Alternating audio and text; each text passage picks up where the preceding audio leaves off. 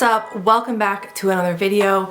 Today's video, we are talking all about homeschooling. I'm also going to be sharing 5 things I wish I knew before I started homeschooling. So whether you are new or you're thinking about homeschooling, I think you're going to get some good stuff out of this video. If you're new here, my name is Kathleen. Welcome to my channel. We are a family of 5. We have an 8th grader, which she's almost in high school, a 2nd grader, and a kindergartner. I am almost done with middle school. We're moving on to high school, so that'll be a whole nother experience in and of itself.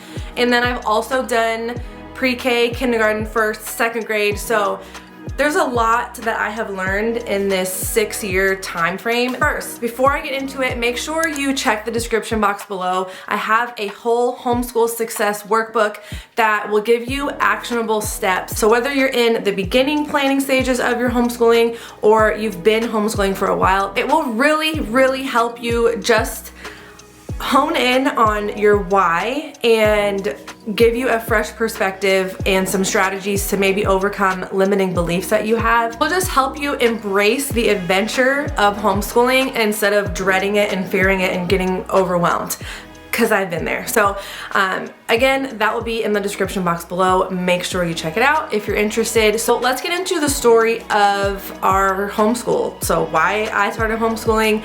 And if you don't want to hear this and you're just like, I'm here for the tips, you can fast forward. There'll be chapters in this video and you can go ahead and go to the 5 tips if you don't want to hear our story. But I really think that you should listen, not just because it's our homeschool story, but because you might find inspiration in the story too. You might be able to relate to some things. Disclaimer, I know it should go without saying, but every family is different and has different educational goals for their family. So some people may not even want to homeschool. Some people may love their kids' schools, and that's beautiful, and I love that. So homeschooling is not for everybody. Not everybody wants to, and not everybody can. I totally understand that. So this is just our story and our opinions. So there's that.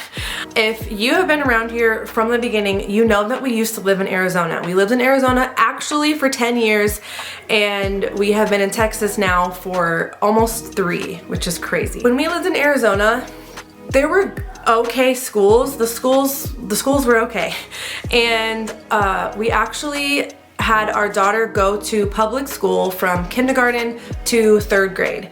And I'm a public school through and through. I went from kindergarten all the way to 12th grade, and I loved it. I actually met my husband in high school, so I'm thankful for that journey. However, Arizona was just a little bit different. The schools there, like I mentioned, they are okay. And what we noticed after a while was that Sophia, our oldest, she wasn't being challenged anymore. And so they would just give her lots and lots and lots of worksheets, like these like Google slide projects and like all this extra work, because she had already finished everything and they didn't know what else to do. So they just gave her a bunch of busy work. I knew that if she were to continue down this path, she would just get bored, which would lead to probably getting in trouble. Ask me how I know.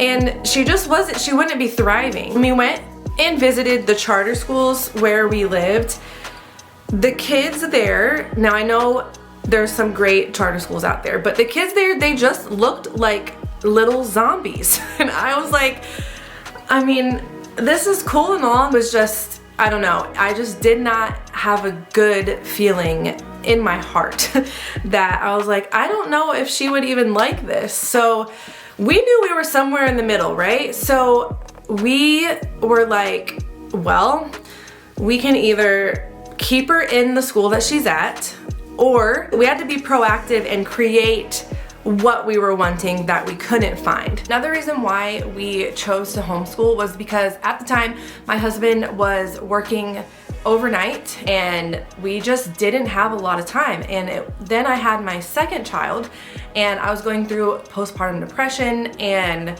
there was just a lot of things happening, and we just needed to really reevaluate our choices and what we were doing, and was it working for our family, and was what we were doing worth it? And we ultimately decided it wasn't, and that something needed to change, and we just wanted more time together. So another reason why we chose to homeschool was for time. I think that's a big aspect, and a lot of people who are deciding or trying to decide if they want to homeschool, time is a big factor, and now we have the flexibility we just would not have had if we chose to send our kids to school, which is huge because our life, we need that flexibility, and it just works for us.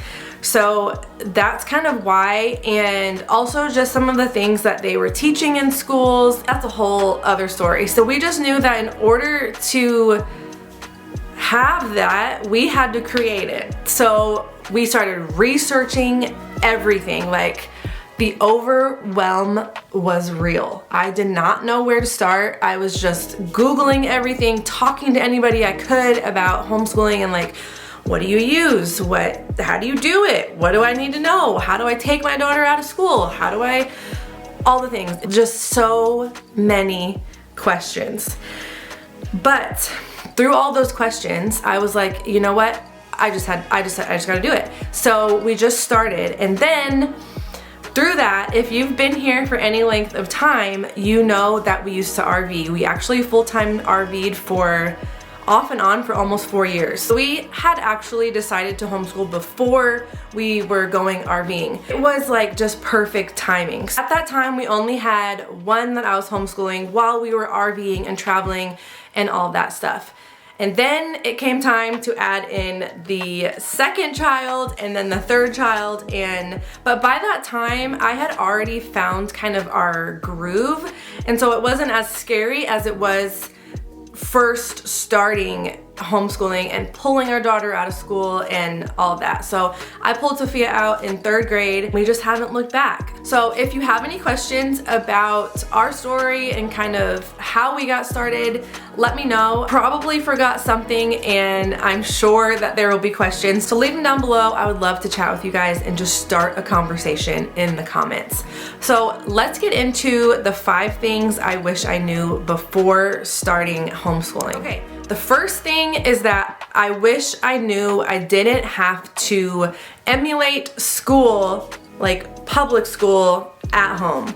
Because all I had known was public school and all she had known was public school, it was so hard. You almost have to like de-school your brain. Just take a step back and understand there's a reason why you're homeschooling in the first place, and it's not for it to look just like it did at school.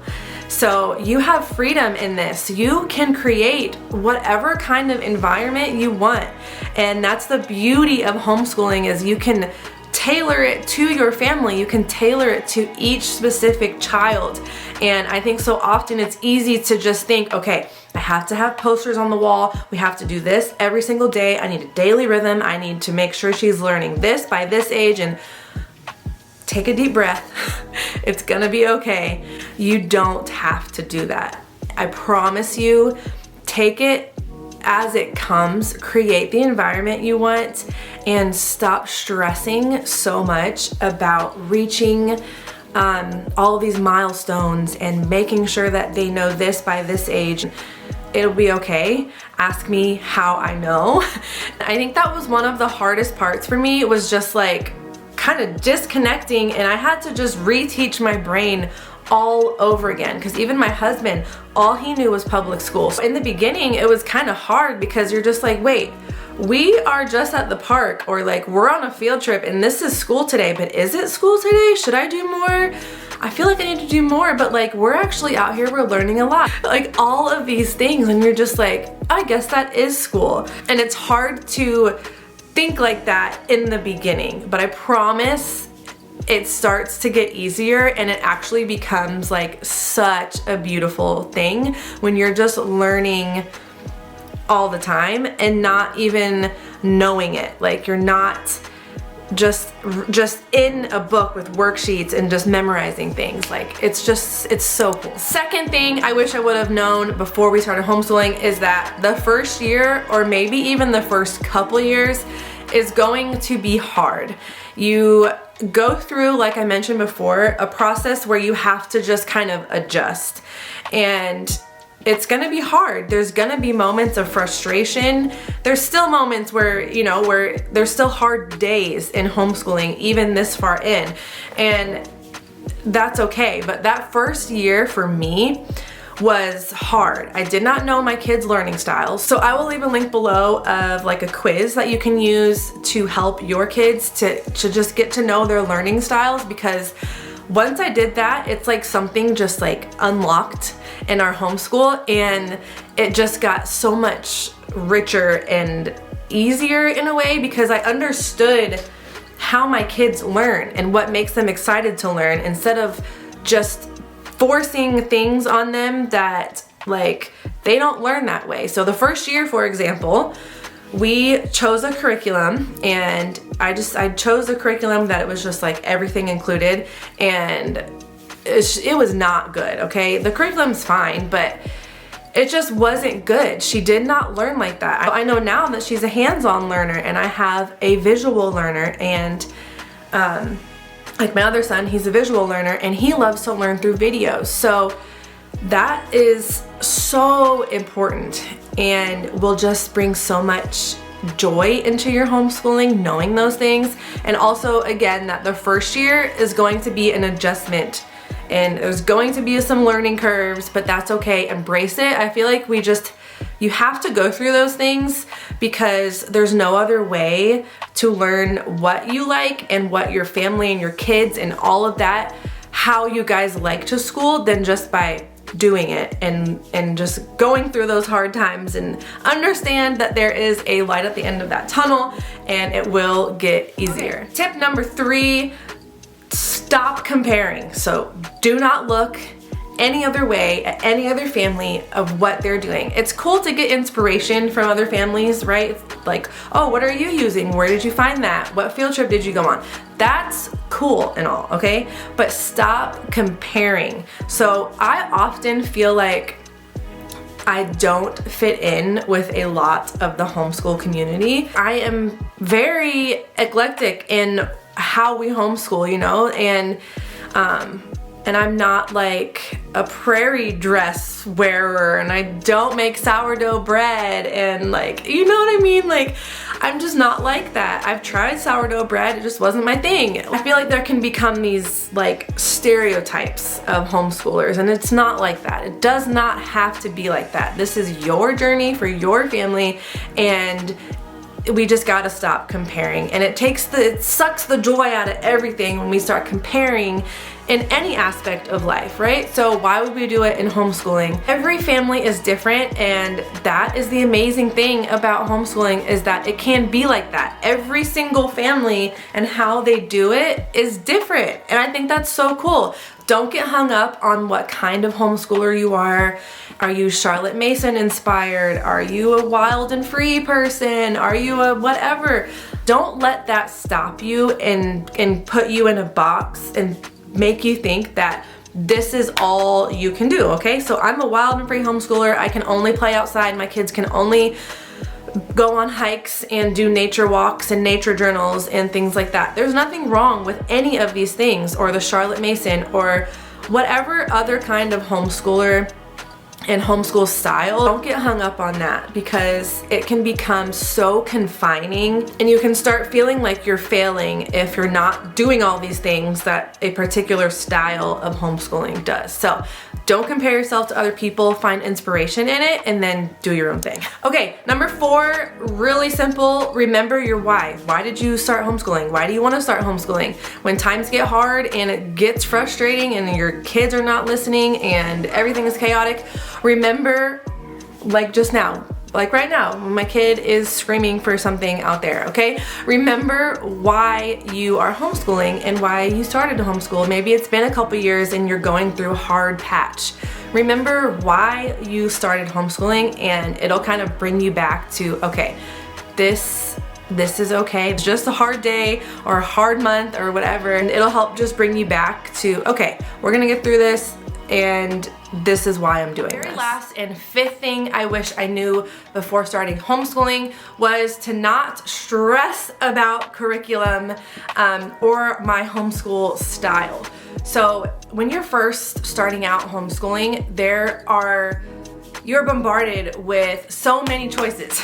There's curriculum for pretty much anything, all kinds of different styles, all kinds of different methods, and it can become really overwhelming. One thing that I have learned is that curriculum is not the biggest factor. I would rather build character in my kids than choose the perfect curriculum. Don't be afraid to pivot in the middle of your school year and switch things up. Don't be afraid to mix up different curriculums. Don't be afraid to not use a curriculum at all. There's people out there who unschool, who game school, who like do all these kinds of things. Of course, your state has different rules for homeschooling. So make sure you look into your state and their rules, and that will kind of determine the things you have to teach, and then you can just adjust from there. We have definitely gone through a couple different curriculums. If you're interested in more of the resource side of homeschooling and things that I use, let me know, like this video, and I will make a whole new video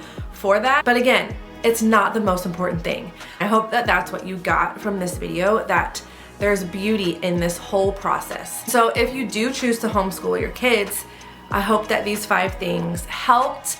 If they did, I would love if you subscribe to the channel. I don't usually do a lot of sit down talk videos, but I've just had a lot of questions about homeschooling, and so I wanted to give this to you guys, and I hope you found it valuable and that you learned something and are encouraged and inspired. If you are into family-friendly adventures, travel, home, homeschool, DIY, vlogs, real everyday life as a family of 5, please be sure to subscribe. We'd love to have you join the adventure and join the family. And I hope again that you found this video helpful. Until next time, I will see you in the next video. Bye.